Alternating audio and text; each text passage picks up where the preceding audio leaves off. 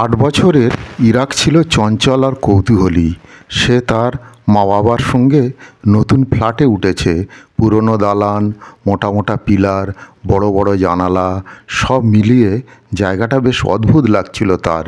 একদিন দুপুরে মা রান্নাঘরে আর বাবা অফিসে ব্যস্ত। ইরাক বারান্দায় বসে খেলছিল। হঠাৎ সে দেখল সামনের ফাঁকা ঘর থেকে একটা সাদা ছায়ামূর্তি বেরিয়ে এলো। ধবধবে সাদা, যেন কুয়াশা দিয়ে তৈরি। ইরাকের চোখ বড় বড় হয়ে গেল। ভয় না পেয়ে সে চুপচাপ তাকিয়ে থাকলো। ভূতটা ধীরে ধীরে তার দিকে এগিয়ে এলো। ইরাক ফিস ফিস করে বলল, তুমি কে?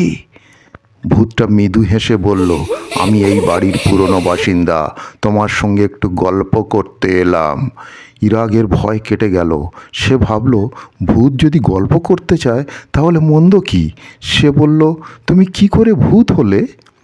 ভূত বিষণ্ণ হেসে বলল, অনেক পুরনো গল্প। এই বাড়ি অনেক বছর আগে থাকতাম। একদিন খুব বৃষ্টি হচ্ছিল। আমি বারান্দায় দাঁড়িয়েছিলাম। হঠাৎ পা পিছলে পড়ে গেলাম। ইরাক অবাক হয়ে বলল, তারপর? ভূত বলল, তারপর আমি আর ফিরে আসতে পারিনি, কিন্তু এই বাড়িটা ছাড়তেও পারিনি, তাই মাঝে মাঝে এসে ঘুরে বেড়াই। ইরাক গভীরভাবে বলল, তাহলে তুমি তো একা একা থাকো, তোমার কি ভয় লাগে না? ভূত মৃদু হেসে বলল, ভয় পাই না, তবে একা একা থাকতে ভালোও লাগে না। ইরাক একটু ভেবে বলল, তাহলে আমরা বন্ধু হতে পারি কি? ভূত বিস্মিত হয়ে বলল, সত্যি? ইরাক মাথা নেড়ে বলল, হ্যাঁ, তুমি চাইলে আমার সঙ্গে প্রতিদিন গল্প করতে পারো। সাদা ভূতের ছায়া যেন ঝলমল করে উঠল। সে বলল, তুমি সত্যিই খুব ভালো ইরাক, তুমি আমার প্রথম বন্ধু।